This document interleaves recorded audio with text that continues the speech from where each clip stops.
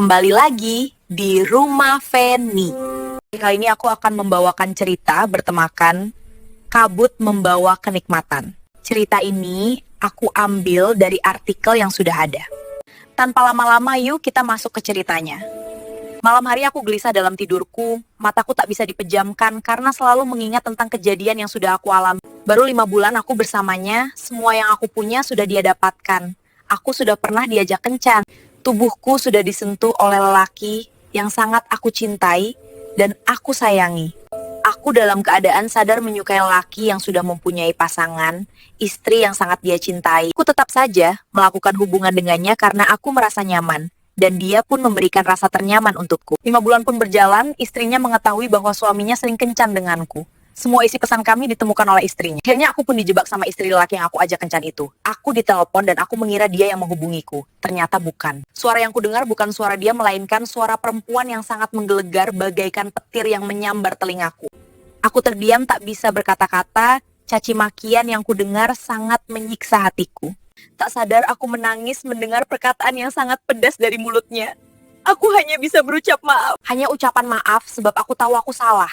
Sebelum menutup teleponnya, wanita ini mengancamku. Kalau ketemu lagi suamiku, aku takkan segan-segan mencari kamu dan melaporkan ke bos tempat kamu bekerja agar kamu dipecat. Lalu dia mematikan HP-nya.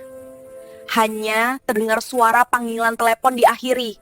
Setelah kejadian ini, aku tak pernah menghubunginya lagi, dan dia pun tak pernah memberiku kabar lagi. Bagaimana akan kelanjutannya? Aku tidak tahu. Seolah-olah dia menghilang dari diriku bagaikan ditelan bumi. Air mataku terus menetes. Tak terasa aku menangis terisak, begitu sakitnya hati ini. Ketika pandanganku berbalik arah melihat ke dinding, jam menunjukkan pukul 12.00. Oh, ternyata hari sudah larut malam, aku pun memejamkan mata tertidur puas. Pagi pun telah datang. Embun pagi terlihat pada rumput yang hijau, pandanganku terpancar ke arah timur. Sambil memandang sinar pagi dengan mataku yang terasa agak perih, dan sedikit membengkak bekas tangisan di malam hari. Ingat cerita, begitu mau berangkat kerja, terdengar suara HP berdering. Seorang laki-laki meneleponku. Beberapa percakapan pun terjadi. Sampainya aku di tempat kerja, lelaki ini lagi ngechat menanyakan tentang diriku, padahal aku belum kenal dekat dengan lelaki ini. Hanya kenal lewat chattingan melalui sosial media, setelah aku berpisah dari lelaki yang pertama aku kenal. Kami biasa saling balas chattingan, obrolanku, dan dia selalu nyambung. Dia juga mengaku sudah punya istri. Apa boleh dikata dia yang membuka percakapan lebih dulu dan aku hanya mengikuti alurnya saja. Sebulan sudah berlalu, aku merasa takut. Takut terulang kejadian yang sudah pernah terjadi. Menurutku lelaki ini lebih sigap dari lelaki yang pertama aku ajak. Jika dia menghubungiku selalu di jam kerja. Dia di rumahnya seolah-olah memberi tanda bahwa kita tidak bisa saling komunikasi siaga satu. Itu yang selalu dikirim. Aku paham dan mengerti maksud dari catatannya bahwa dia bersama istrinya. Hari ini pertama kalinya dia mengajak aku ketemu untuk makan. Aku menanggapinya. Sepulang dari kerja kami bersepakat akan bertemu dan makan di suatu tempat yang menurut kami aman dan nyaman. Sesampainya di tempat makan, kami merasa malu-malu karena baru pertama kali bertemu. Tak lama kemudian makanan pun datang, kami makan sambil berbincang-bincang, kesana kemari yang tak tahu ujung pangkalnya. Singkat cerita, tak kuduga dia mencium keningku lalu kita pulang ke rumah masing-masing. Sampai aku di rumah, bibirku masih tetap tersenyum karena teringat kejadian di tempat makan tadi. Mungkinkah akan ada kerinduan atau akan terjadi hal yang buruk? Sejujurnya aku ingin ngechat dia menanyakan hal ini. Aku ingat dengan perkataannya bahwa setiap di rumahnya aku tidak boleh ngechat lebih dulu takut istrinya tahu. Aku mengurungkan niatku. Keesokan harinya, dia seperti biasa menghubungi aku dengan berbagai pertanyaan. Saya ingin menanyakan tentang yang pikirkan kemarin, dan dia pun mendapatkan jawaban akan selalu ada kerinduan, semoga kita selalu langgeng ya. Dan di situ, aku merasa yakin akan ada kenyamanan. Pada akhirnya, kami berteman dekat, sudah berjalan cukup lama, hampir 1 tahun. Sekarang aku sudah tidak kesepian lagi, aku bisa melupakan kenanganku yang dulu sama pria yang sudah pernah menyentuh tubuhku. Namun aku belum bisa melupakan bayangan wajahnya. Untung saja khayalanku dibuyarkan dengan suara HP yang berdering di samping bantal tidur. Tanganku mengambil HP, lalu mengangkat dan berbicara seperti biasa curhat tentang diri kita berdua. Kita berjanjian untuk bertemu besok di tempat biasa.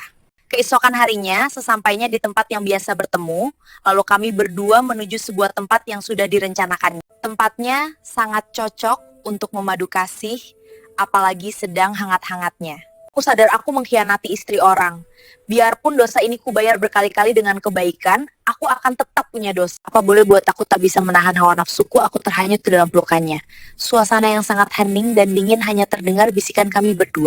Kabut tebal datang kepada kami, begitu erat dia memelukku, seolah kami terbungkus berdua seperti anak kupu-kupu di dalam daun. Tidak sadarkan, mereka berguling-guling dalam kabut.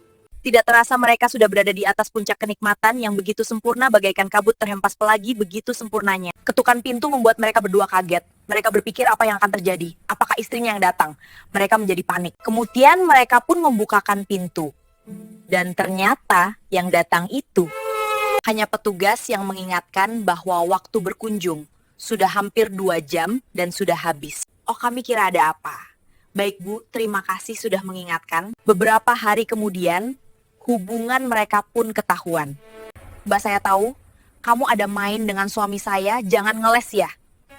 Dia tidak bisa menjawabnya dan dia sudah siap menerima kemarahan dan cacian yang akan dilontarkan. Mbak, maaf. Saya tak bisa mencegah suami saya untuk tidak bermain-main bersama perempuan lain. Mbak, saya sudah pasrah.